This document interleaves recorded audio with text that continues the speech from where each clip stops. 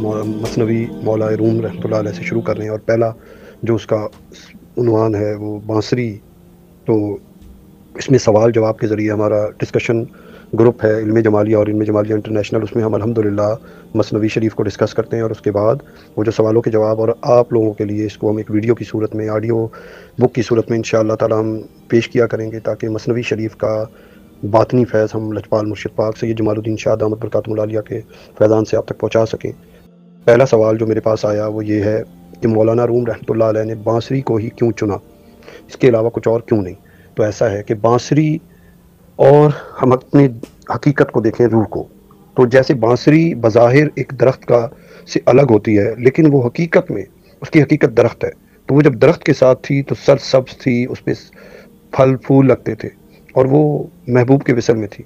لیکن جب اسے کاٹ کر الگ کر دیا گیا اور اس کے اندر سوراخ کر دیے گئے، تو وہ جو اس کا قرب تھا، وصال تھا، اس سے وہ جدا ہو گئی اور ہجر میں آ گئی. تو وہ جو ہجر ہے، وہ تنہائی ہے، وہ جو محبوب سے جدائی ہے، اس کی وجہ سے وہ جو اس کا رونا ہے، اس کے آواز جو ہیں، وہ حقیقت میں محبوب کا وصل ہے. اسی طرح یہ جو روح ہے، یہ روح ہمارے جسم میں ضرور ہے، لیکن جسم کی نہیں ہے، یہ عالم امر سے ہے. تو جیسے جسم میں سوراخ ہے تو آواز نکل رہی ہے، اسی طرح، اور آواز نکل رہی ہے لیکن حقیقت میں جسم کی آواز نہیں ہے، آواز روح سے ہے. جو ہی روح نکلتی ہے تو آواز ختم ہو جاتی ہے، اور بانسری کی آواز نہیں ہوتی، وہ بجانے والے کے منہ سے لگی ہوتی ہے. اسی طرح جو بانسری ہے وہ بظاہر اس کے سوراخ، آواز اس کے سوراخوں سے نکلتی ہے، اسی طرح ہمارے منہ سے جو آواز نکل رہی ہے وہ بھی مالک کے حکم سے ہے. تو جیسے بانسری مالک کے منہ سے جڑی ہے، اسی طرح ہماری روح بھی، اور روح میں نمر ربی، روح اللہ کے حکم سے ہے. تو روح کس سے جوڑ رہی ہے؟ اللہ سے. تو ہم یہاں مار کہاں کھا رہے ہیں؟ ہم اس دنیا میں آ کر ہم نے کیا کیا؟ اللہ کریم کو چھوڑ کر اس نفسانیت پہ، خواہشات پہ، لذات میں آئے، اور ہم تباہ ہو گئے. تو آج ہم نے کیا کرنا ہے؟ ہم نے نفس کی بجائے، خواہشات کی بجائے اپنے رب کو اختیار کرنا ہے. تو جیسے بانسری دکھتی کچھ ہے، اس کی حقیقت کچھ ہے، اسی طرح ہمارے جسم میں بھی، بانسری میں بھی 9 سوراخ ہوتے ہیں اور جسم میں بھی ظاہری 9 سوراخ ہے. تو بہت، یہ جو صوفیاء کی باتیں ہیں بہت گہری ہوتی ہیں. اب اگلا سوال ہے، بانسری کب زہر ہوتی ہے اور کب تریاک؟ دیکھیے، یہ جو ایک کھانا ہے جو میرے لیے بڑا مفید ہے، وہی کھانا بچے کو کھلا دیا جائے تو کیا ہوگا؟ وہ اس کے لیے زہر بن جائے گا، وہ مر جائے گا. اب میں اور آپ روٹی کھاتے ہیں تو ہمیں کچھ نہیں ہوتا، یہی بکری کو کھلا دو تو مر جاتی ہے. اس میں کیا اشارہ ہے؟ کہ ایک چیز ایک کے لیے مفید ہے اور وہی چیز دوسرے کے لیے زہر بن جا رہی ہے. یعنی کہیں کوئی چیز کسی کے لیے تریاک ہے تو کہیں کوئی چیز کسی دوسرے کے لیے زہر ہے. تو جو چیز جس کو سمجھ نہیں آ رہی اس کو مت دیجیے. جو علم، جو فیض کسی کے سمجھ سے بالا تر ہے، کیونکہ راہ سلوک اور فقر میں بہت سے لوگ صرف ظاہر کو دیکھ رہے ہوتے ہیں، اور جو ظاہر پرست ہے اس کے لیے یہ راہ سلوک اور فقر زہر ہے. اس کو اسی لیے حضرت ابو ہریرہ رضی اللہ تعالیٰ عنہ فرماتے ہیں کہ مجھے آقا کریم علیہ الصلوۃ والسلام سے علم کے 2 برتن ملے.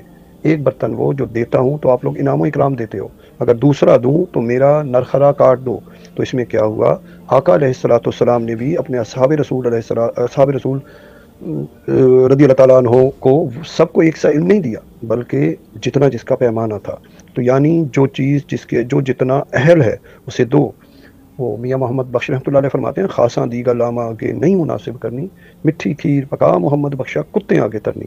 تو جو جس کا اہل ہے اسے دینا چاہیے، جو نہیں ہے، جس کے لیے وہ زہر ہے، تو اس کو مت دو.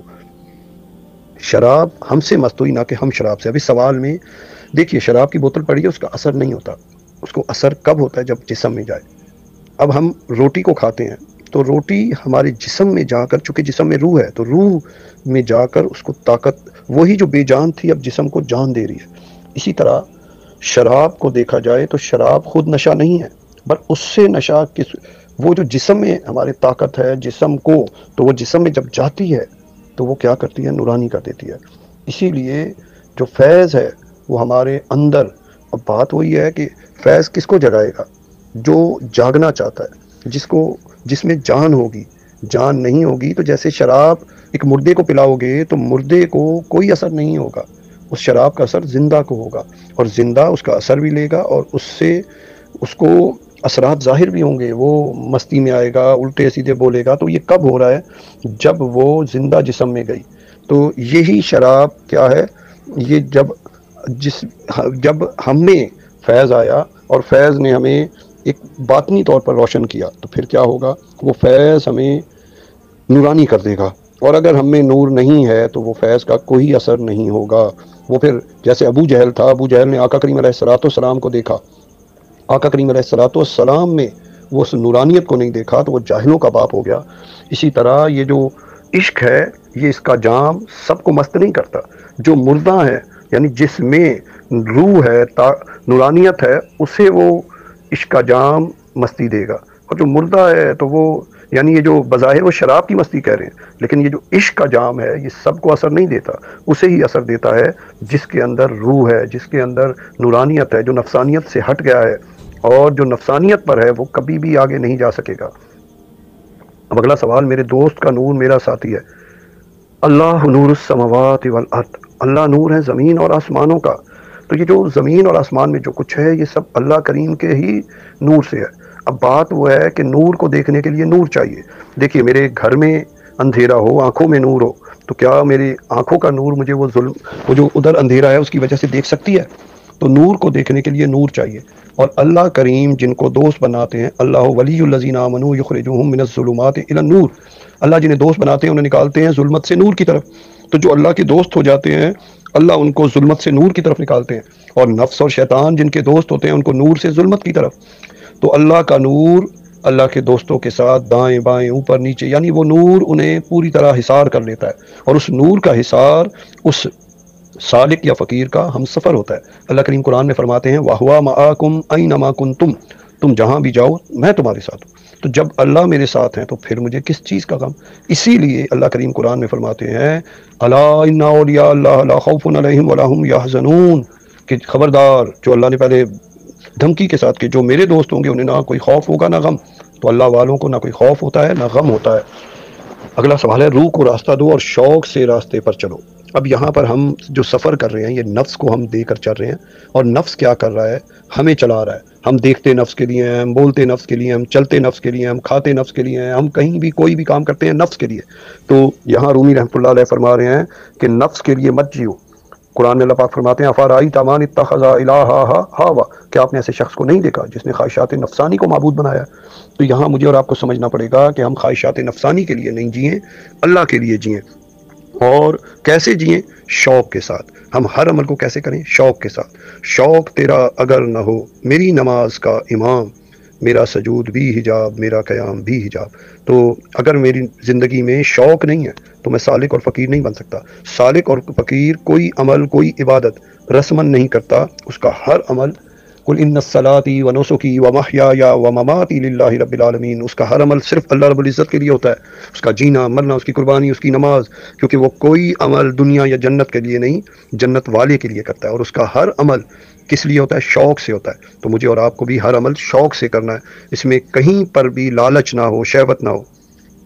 اگلا سوال ہے، روح کو آزادی دو اور پھر یہ کیسے راستہ بناتی ہے؟ تو ہم روح آزاد ہے، اور پھر اس کو راستہ دینا، روح آزاد ہے لیکن جسم میں آئی تو اب جسم پر جو غالب ہے وہ نفس ہے۔ تو اسی لیے رومی رحمۃ اللہ علیہ فرما رہے ہیں کہ اس جسم میں ہم اپنی نفسانیت کو کنٹرول کر لیں گے تو روحانیت غالب ہوگی، اور جو ہی روحانیت غالب ہوگی تو ہم پر روح کا رنگ چڑھ جائے گا۔ تو مجھے اور آپ کو نورانیت کو اختیار کرنا ہے، روحانیت کو اختیار کرنا ہے، ضمیر کی سننی ہے، اپنے نفس کی نہیں سننی۔ اور یہی وجہ ہے کہ آج ہم مار کیوں کھا رہے ہیں؟ ہم نے روح کو مقید کیا ہے، ہم روح کو روکے ہوئے ہیں جبکہ نفس کے راستے پر چل رہے ہیں۔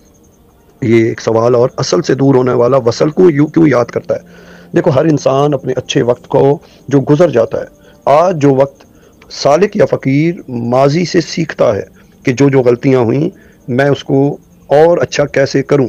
تو یہاں پر بھی رومی رحمۃ اللہ علیہ کہ اصل کو جو ہمارا جو وصل تھا وہ ہم یاد کرتے ہیں، یعنی اصل کے لیے جو وصل ہے، یعنی جو اصل سے دور ہو جاتا ہے وہ وصل کو یاد کرتا ہے۔ تو وہ جو قربت کا وقت تھا، دیکھیے روح عالم امر سے آئی، اب آج امتحان کی جگہ ہے۔ دنیا جو ہے نا، الذی خلق الموت والحیات لیبلوکم ایکم احسن عملا، اللہ نے موت اور حیات کو پیدا کیا تاکہ وہ آزمائے کہ کون اچھے عمل کرتا ہے۔ تو پھر اس میں اب ہم یہاں پر ہمیں آزمائش کے لیے، امتحان کے لیے بھیجا گیا۔